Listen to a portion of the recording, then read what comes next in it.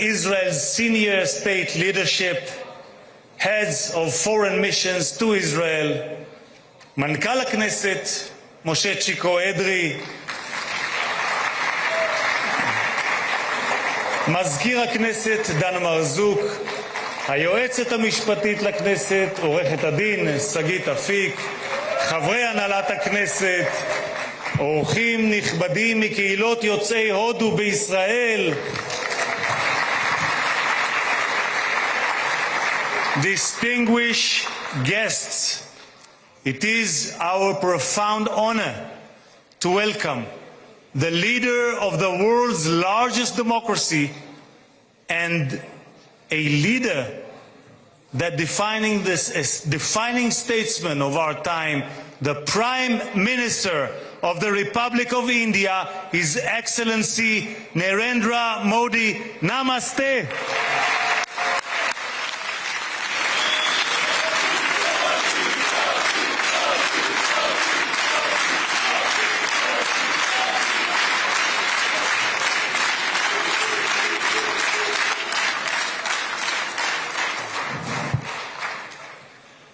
For Prime Minister Modi, leadership is not merely the administration of a state, but the inspiration of a nation, a huge nation. Guided by that conviction, he has transformed India. He reshaped the landscape in public health, industry, agriculture, and infrastructure. He ignited a digital revolution and drove historic advances in economic improvement and inclusion. He made India the fastest growing major economy on earth, lifting hundreds of millions of lives.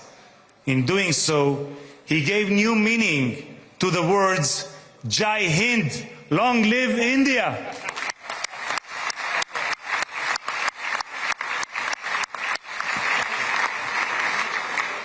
For over 2 millennia, India gave Jews a home and, in our darkest hours, a refuge.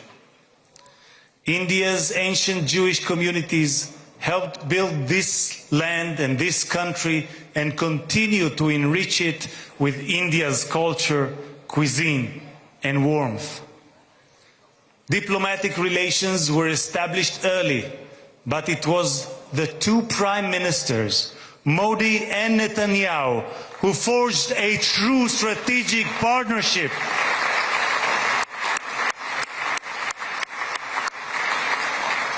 In 2017, our guest made history as the first Prime Minister of India to visit Israel. तो देखिए, प्रधानमंत्री नरेंद्र मोदी इस वक्त पहुंच चुके हैं Israel की संसद में, जिसको कहा जाता है कैनेसेट। आमिर ओहाना सामने हैं आपके, वहां के स्पीकर, जो प्रधानमंत्री नरेंद्र मोदी का स्वागत उन्होंने किया इजरायल की संसद में। मोदी के वहां पर नारे लगे, वो बताते हुए कि प्रधानमंत्री नरेंद्र मोदी और इजरायल के प्रधानमंत्री बेंजामिन नेतन्याहू के बीच कैसा बॉन्ड है, और वो दिख भी रहा है। वो एक्साइटमेंट, वो जोश, वो वहां पर दिख भी रही है। जिस तरह से तालियां बजाई जा रही पीएम मोदी को लेकर। हमारे साथ यहाँ पर दो खास मेहमान हैं। एम्बेसडर महेश सचदेव हैं, फॉर्मर एम्बेसडर, और मेजर जनरल एसबी अस्थाना है, डिफेंस जर्नलिस्ट। आप दोनों का स्वागत है। पीएम मोदी जो बोलेंगे उस पर तो हम बात करेंगे, लेकिन जनरल अस्थाना जल्दी से, ये वार्मथ, ये सिनर्जी, ये जोश क्या दिखाता है? ये जोश भारत और इजराइल की नजदीकियां दिखाता है, और भारत और इजराइल की क्या अहमियत है एक दूसरे के लिए, ये दर्शाता है। जो गर्मजोशी से जिससे वहाँ स्वागत हुआ है, उससे यह भी साफ नजर आता है कि इजराइल भी भारत की तरफ उसी उत्सुकता से देखता है, जिस उत्सुकता से, जिस गर्मजोशी से भारत इजराइल की तरफ देखता है।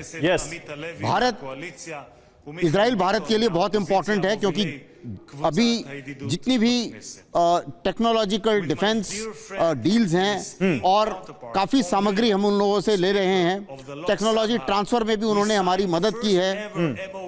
एमुनिशन, अगर सबको याद हो, कारगिल युद्ध के दौरान जब एमुनिशन की कमी पड़ी थी तो इजराइल ने हमारी मदद की थी, और भारत इन चीज़ों को हमेशा याद रखता है। उसी मुताबिक इजराइल के लिए भी आज भारत बहुत इंपॉर्टेंट हो गया है, क्योंकि जो गाजा में जो हालात हैं उससे कहीं ना कहीं इजराइल भी विश्व समुदाय में अलग थलग पड़ गया था। ऐसे में विश्व की सबसे बड़ी डेमोक्रेसी के लीडर का वहां होना इजराइल की जो आइसोलेशन है उसको भी एक तरीके से उभारता है, उनको उभार के बाहर उस आइसोलेशन से अलग करता है और इजराइल को एक वैलिडिटी देता है पूरे दुनिया में कि भारत जैसा देश वहां पर इस तरह से उनके भारत के प्रधानमंत्री वहां पर मौजूद हैं। लेकिन एम्बेसडर सचदेव, हम जानते हैं कि पिछले कुछ दिनों में खासकर पीएम मोदी के सत्ता में आने के बाद भारत और इजराइल की जो संबंधों की हमने देखी कि मजबूती और बढ़ी है। जैसा कि जंग अस्थाना कह रहे हैं कि गर्मजोशी बहुत कुछ बयां कर रही है, लेकिन डिप्लोमेसी में इस गर्मजोशी का मतलब जरा हमारे दर्शकों को समझाइए। जी, डिप्लोमेसी में इनका जो संबंध हैं वो उनका पारस्परिक महत्व तो है, लेकिन उनका आंचलिक रीजनल या विश्वव्यापी महत्व भी है। आंचलिक इसलिए कि भारत के संबंध इजराइल के साथ तो प्रगाढ़ हैं ही, लेकिन इजराइल के विपक्ष में या उसके प्रति तटस्थ देशों में भी भारत की गहरी पैठ है और भारत के हित वहाँ पर व्यापक तौर पर उपस्थित हैं। जैसे कि खाड़ी के देशों में जहाँ पे 1 करोड़ के आसपास भारतीय काम करते हैं और जितनी भी हमें रेमिटेंसेस आती हैं साल में $110 बिलियन के आसपास, उनमें से आधे से ज्यादा खाड़ी के देशों से आती हैं। हमें जो तेल का